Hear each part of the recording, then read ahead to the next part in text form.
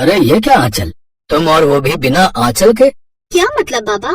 मतलब ये कि तुम्हारा दुपट्टा कहाँ है? ओफो बाबा, इसे कुर्ती और लेगिंग कहते हैं। इसके साथ दुपट्टा नहीं लिया जाता, आजकल यही फैशन है। ये कैसा बेहुदा फैशन है? मैं उन बाप में से नहीं हूँ जो अपनी बेटी को यूँ खुली छूट दे दूं। आजकल की पीढ़ी हो, इसका ये मतलब नहीं कि अपनी मर्यादा भूल जाओ। कुछ दिन बाद तेरे भाई की शादी है, तेरी भाभी यहाँ आएगी तो तुझे देखकर वो भी ऐसे ही कपड़े पहनने की जिद करेगी। अगर तुम्हारी माँ नहीं है तो क्या हुआ, तुम्हारा बाप तो है और अपने संस्कारों को संजो कर रखना अच्छे से जानता है। अपने रीति रिवाज और संस्कार मुझे सबसे प्रिय है। रामधन बहुत ही पुराने विचारों वाला व्यक्ति था।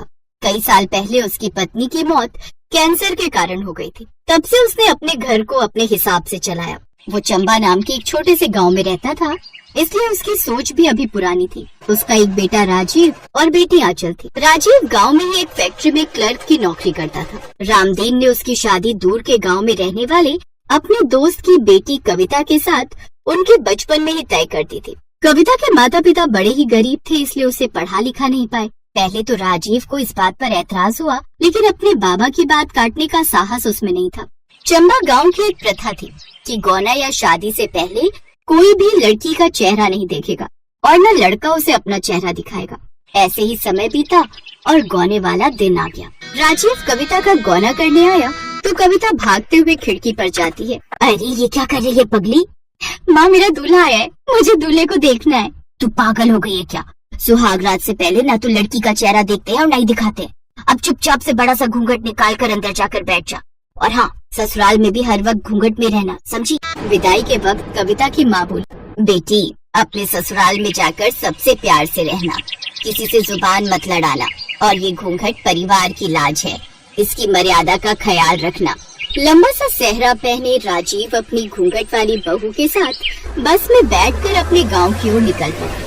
रास्ते में राजीव ने कविता से कहा, कविता अब तो घूंघट हटा लो, वैसे भी हमें कौन ही जानता है यहाँ। दाजी ना, माँ ने कहा है घूंघट सुहाग रात वाले दिन ही हटाना। अच्छा ठीक है, जैसे तुम्हारी मर्जी। कुछ देर बाद राजीव का पेट खराब हुआ तो उसने कविता से कहा, कविता अगले बस स्टॉप पर हमें उतरना होगा, वो क्या है ना, पेट थोड़ा गड़बड़ा रहा है। लेकिन थकान में घूंघट के अंदर कब कविता की आंख लग गई उसे पता ही नहीं चला। उसने राजीव की बात नहीं सुनी। राजीव को भी पता नहीं चला कि कविता सोई हुई है। अगला स्टॉप जैसे ही आया उसके पेट की गुड़गुड़ाहट बढ़ गई और वो तेजी से बस से उतर गया। वो भागते हुए सामने दिख रहे खेत में चला गया। कुछ देर बाद जब वो वापस आया तब तक बस जा चुकी थी। रात का समय हो चुका था। उधर कविता अभी भी बस में सो रही थी। लगभग पूरी बस खाली हो चुकी थी। तभी कंडक्टर, अरे ओ घूंघट वाली, ओ जल्दी से उतरो, बस का आखिरी स्टॉप आ गया, चलो उतरो अब। अरे वो कहाँ गए? मैं कहाँ जाऊँ? मेरे वो कहाँ चले गए? मुझे तो ये भी नहीं पता हमको कौन से गांव में जाना है। कमाल है, ये भी नहीं पता कि कहाँ जाएगी। वहाँ खड़ी एक औरत को उस पर तरस आ गया और वो उसे अपने साथ घर ले आई। लेकिन ऐसा कैसे हो गया कि तुम्हें पता ही नहीं चला? तुम्हारा पति कब बस से उतर गया? मेरी आँख लग गई थी, आज ही मेरा गौना हुआ है। अच्छा तो ये बात है। मुझे लगता है तुम्हारा पति जानबूझकर तुम्हें छोड़कर चला गया है। तू फिक्र मत कर और कल सुबह होते ही तू मेरे साथ थाने चलना, हम वहीं उसकी रिपोर्ट करवाएंगे। अगली सुबह कमला उसे लेकर पुलिस थाने गई। दरोगा साहब, इसका पति इसे छोड़कर भाग गया है, इसलिए इसे यहाँ लेकर आई हूँ ताकि सही जगह पहुँच सके। तो बताओ क्या नाम है तुम्हारे पति का और पता क्या है उसका? नाम? माँ ने अपने पति का नाम लेने से मना किया है। उनका कहना है कि इससे पति की उम्र घटती है और पता तो वो मुझे नहीं पता। अरे तो बिना नाम के हम उन्हें ढूंढेंगे कैसे? चलो अब जल्दी से बताओ। मेरे उनका नाम है राजीव और ससुराल के गांव का नाम मुझे पता नहीं। ए लड़की, हमें गुमराह मत कर, नहीं तो अंदर कर दूंगा, समझी? मुझे नहीं पता। माँ बाबू तो उसे बस कब्बू का ससुराल कहकर पुकारते थे। कौन कब्बू? हमरा नाम। हमको सब प्यार से कब्बू कहकर बुलाते थे। अच्छा तुम्हारा पति वो दिखता कैसा है? हमको क्या पता, हम तो उनको कभी देखे ही नहीं। अरे है भगवान, ये किससे पाला पड़ गया? अच्छा तुम्हारे गांव का नाम क्या है? वो तो हमको नहीं पता, माँ बाबा उसे हमारा गांव कहते थे। अरे जाओ यहाँ से, इसे एक नाम से तुम्हारा पति नहीं मिलने वाला। उदास मन से वो कमला के साथ वापस लौट आई, लेकिन अब कमला ने भी उसे वहाँ से जाने को कहा। उधर राजीव ने भी उसे ढूंढने की बहुत कोशिश की, लेकिन उसे उसका कहीं पता नहीं चला। फिर राजीव अपने बाबा से बोला, बाबा अब कहाँ ढूंढे उसे? मैं तो कहता हूँ अखबार में इश्तेहार दे दो। अरे फोटो हो तो इश्तेहार दो ना। और फोटो तो घूंघट में थी, लगता है अब उसके मायके खबर भिजवानी ही पड़ेगी। ना ना, ये गलती मत करना, नहीं तो हमारी बहुत बदनामी होगी। राजीव चुप हो गया। जब तक हमरे वो नहीं मिल जाते काकी आप हमें अपनी दुकान पर ही रख लो। हमको मठरी, नमकीन, मिठाइयाँ ये सब बनाने आते हैं। आपकी जो बिक्री होगी आप उसमें से हमको थोड़े पैसे दे देना। अच्छा ठीक है। अब वो कमला के साथ उसके घर में रहने लगी और दुकान पर काम करने लगी। एक रोज उसकी दुकान पर कुछ लोग पर्चा चिपका कर चले गए, जिसे देख कविता ने कमला से कहा कि कागज इन्होंने हमारी दुकान पर क्यों चिपका दिया काकी? अरे ये अपने काम का प्रचार कर रहे हैं। प्रचार मतलब? ये पर्चा चिपका कर इसमें ये अपनी दुकान का प्रचार कर रहे हैं। इस पर्चे पर इनकी दुकान का नाम और फोन नंबर लिखा है, जिससे लोग इनकी दुकान पर आसानी से पहुंच सकते हैं। अब कविता के दिमाग की बत्ती जली और उसने अपनी दुल्हन वाले जोड़े में घूंघट डाले अपनी फोटो खिंचवाई और साथ में अपना नाम और कमला काकी की दुकान का पता और फोन नंबर छपवा दिया। फिर वो सभी बैनर बसों पर लगवा दिए। फिर एक रोज राजीव काम से लौट रहा था तो उसकी नजर उस बैनर पर गई। उसने झट से उस नंबर पर फोन किया और कविता से बात की। वो अपने पिता के साथ कमला की दुकान पर पहुंचा दी। जी कहिए साहब, क्या चाहिए? अपनी बीवी कविता। मैं राजीव हूँ कविता, तुम्हारा पति। रामदीन को अपनी गलती का एहसास हुआ और वो बोला, अब ये सब मेरी ही गलती है। आज मेरे पुराने विचारों की वजह से मेरी बहू को कितना कुछ सहना पड़ा। मैंने ही तुम्हारी माँ से कहा था कि बहू हमेशा घूंघट में ही रहेगी, लेकिन अब बस, अब मेरी बहू जो कि मेरी बेटी समान बनकर रहेगी, वो अब और नहीं सहेगी। ये कहकर ससुर ने बहू का घूंघट उठा दिया। इन्हीं सब पुरानी परंपराओं के कारण आज भी हमारा देश पिछड़ा हुआ है। अब आज के बाद मैं तुम्हें घूंघट में नहीं रहने दूंगा और तुम्हें पढ़ा लिखा कर शिक्षित बनाऊंगा। ये सुनकर कविता बहुत खुश हुई। रामदीन ने भी अब पुराने विचारों को छोड़ दिया और उसने अपनी बहू को बिना घूंघट रहने की इजाजत दे दी। साथ ही शिक्षित होना कितना जरूरी है ये भी उसे समझ आ गया।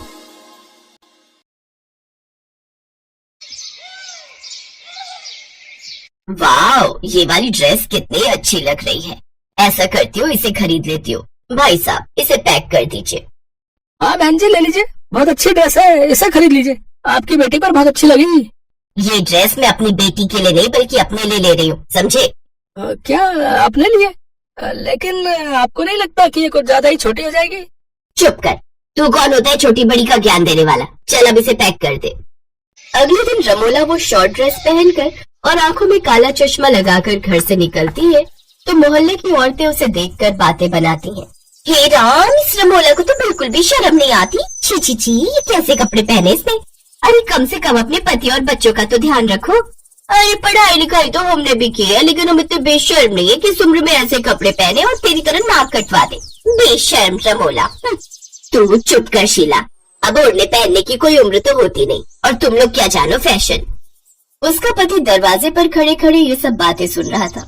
वो गुस्से में अंदर जाता है। रमोला का स्वभाव ऐसा ही था, वो ऐसे ही कपड़े पहनती थी। रमोला के 2 जवान बेटे थे, रौनक और अनुभव। एक रोज उनके कुछ दोस्त उनसे मिलने घर आते हैं तो रमोला बाथरूम से निकलकर टॉवेल लपेटे ही अपना बॉडी लोशन लेने बाहर आती है। ये देख उनके दोस्त हैरान हो जाते हैं और उसका मजाक उड़ाते हुए कहते हैं, अरे अनुभव, लगता है आंटी को हमसे मिलने की कुछ ज्यादा ही जल्दी थी, इसीलिए ये टॉवल में ही आ गई। नमस्ते आंटी जी, कैसे हो आप? हेलो बच्चों, वैसे मैं तुमसे कुछ साल ही तो बड़ी हूँ, तुम लोग मुझे दीदी भी कहोगे तो वो भी चलेगा। और वो तो मैं अपना बॉडी लोशन भूल गई थी, वही लेने आई थी। फिर कुछ देर बाद वो लड़के वहाँ से चले जाते हैं, लेकिन उसके दोनों बेटे ये देख बहुत गुस्सा होते हैं। माँ, ये क्या पहन के आ गई आप? ओफो, पहले तो तुमने सिर्फ मोहल्ले में हमारी नाक कटवाई थी, लेकिन अब बेटे के दोस्तों के सामने भी। छी, अब तो तुमने हद ही कर दी। ऐसे ही एक रोज जब रमोला शॉर्ट्स योगा ड्रेस पहनकर गार्डन में योगा कर रही थी तो पड़ोस के कुछ बुढ़े उसे अपनी छत से निहार रहे थे। ये देख मनोहर को बहुत गुस्सा आया। तुम लोगों को शर्म नहीं आती जो यहाँ ताक झाक कर रहे हो? है भाई, तुम्हारे घर पर माँ बहन नहीं है क्या? अरे ऐसा माल नहीं है ना, इसलिए। लोगों की इसी तरह की बातों से मनोहर को बहुत बुरा लगता है और इसी बात को लेकर मैं चिंता में बैठा हुआ था। तभी उसका दोस्त उससे बोला, क्या बात है मनोहर, तो इतना परेशान क्यों है?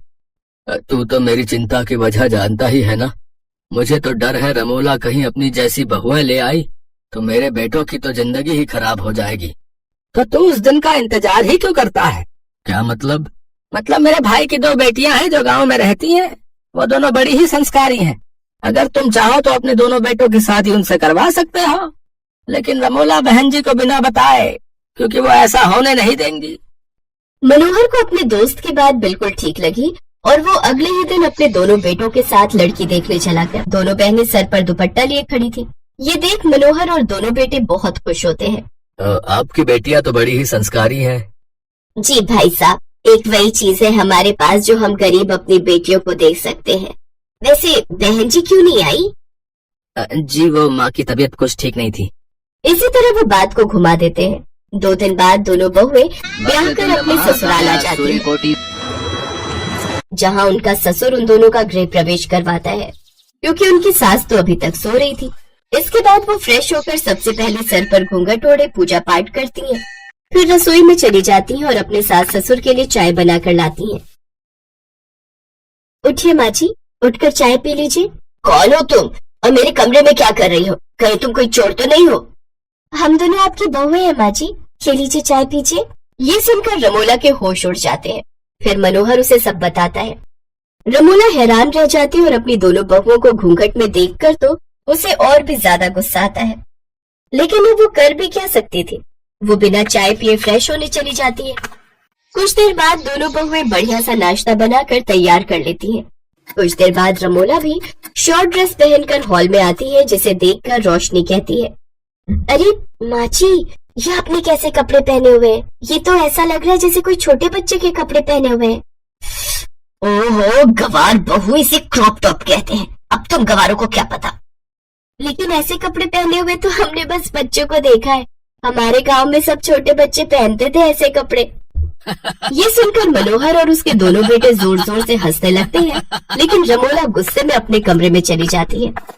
कुछ दिन बाद जब वो दोनों बहुएं सर पर घूंघट ओढ़े बाजार जाती है, तो उन्हें देखकर मोहल्ले की औरतें बातें बनाती हैं।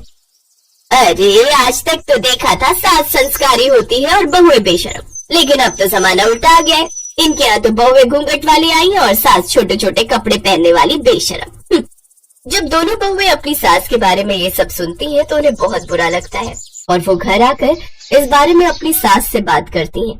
माँ जी, आपको पता है आपके इन कपड़ों की वजह से लोग कैसी कैसी बातें बनाते हैं। मुझे फर्क नहीं पड़ता, मेरे जो जी में आएगा मैं करूंगी, समझी तुम? ऐसे ही समय गुजरता है। कुछ दिनों बाद उनके घर पर हवन होता है, जहाँ दोनों बहुएं साड़ी पहनकर घूंघट डालकर खड़ी होती हैं।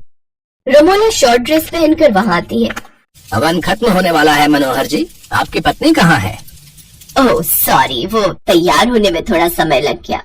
छी छी छी, ये सब क्या है? पूजा में ऐसे कपड़े? घोर अपशकुन। आज के बाद मैं तो क्या कोई भी पंडित आपके यहाँ पूजा में नहीं आएगा। छी, अब यही दिन देखना बाकी रह गया था। मुझे तो शर्म आती है आपको माँ कहते हुए भी। पंडित जी गुस्से में वहाँ से चले जाते हैं।